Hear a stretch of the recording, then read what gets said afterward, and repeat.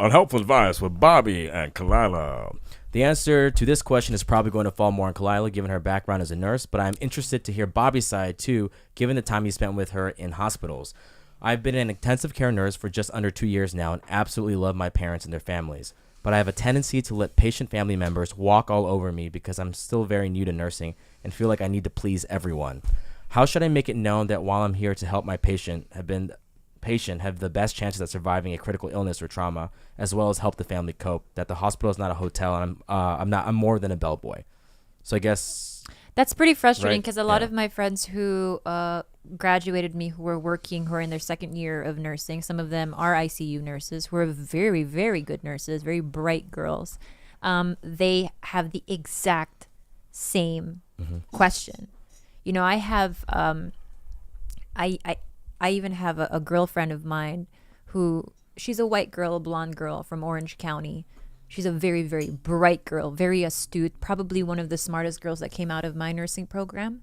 But because of the demographics of Long Beach Memorial, she gets hated on a lot. Kind of like what we do to you, George, where it's like the families who either, if they're like, you know, for instance, she gave me an example of, let's say, for instance, an African-American family who completely just are like, oh, like, what is that white girl? What does that little white girl know?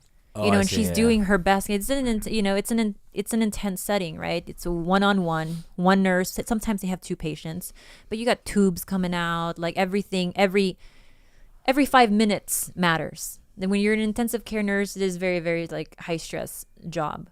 And I think that it's normal because she is a new nurse. You just have to grit and bear. That's part of the process. I think I don't have an answer for you other than I have an answer. You're going to figure it out. I have an answer. You want to hear it? Yeah. The last time we went to the hospital, Kalila and I, right? She had to get, a nurse had to come in and do some tests on her, right? She had to hook something up. They had to do something. I don't know what it is. But I was in the way, right? And she just sat there patiently, and I said to her, I go, oh, I'm so sorry. I know I'm in your way. I'll move. Because I'm her boyfriend, but they have to do a job. Yeah. Okay? And if I'm in the way of that job, then you tell me I'm in the fucking way. All right? Because I know that you guys are professionals, and if I knew how to nurse, she wouldn't have to come to the hospital.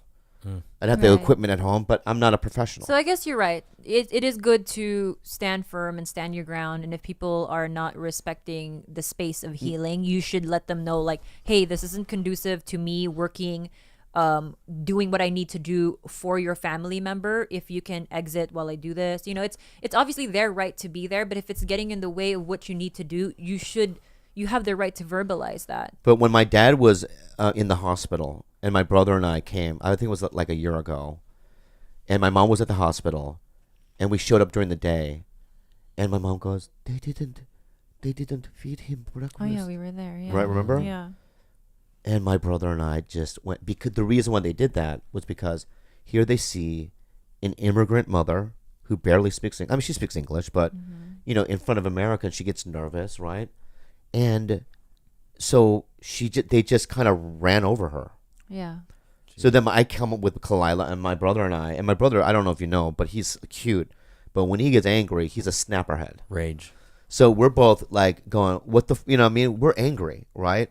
And then they were like, oh no, sorry, there must have been like, a miscommunication, right?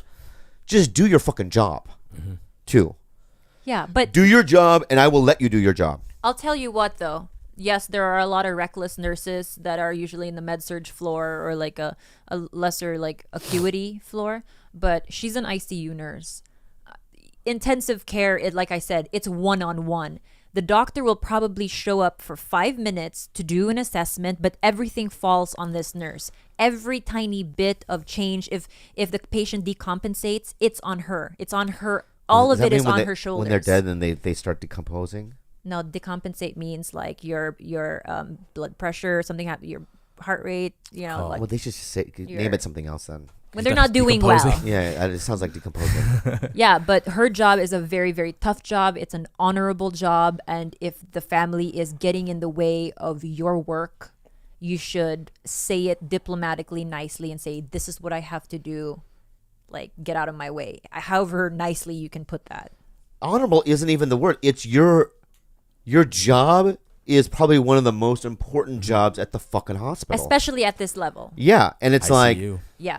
you know, all praise be like to the nurse. surgeries Trust me. and those kind of things are left to the surgeon, but everything around that, you're very important. And I've noticed that from my dad's sickness and from your sickness. And I already, I know that, she's a nurse, my girlfriend, and also I'm not. but you Stop went to saying school, that. and oh my God, this guy, you know what just happened? Oh my God, ADD child. What happened? That was such a quick snap. You know what just happened? What happened?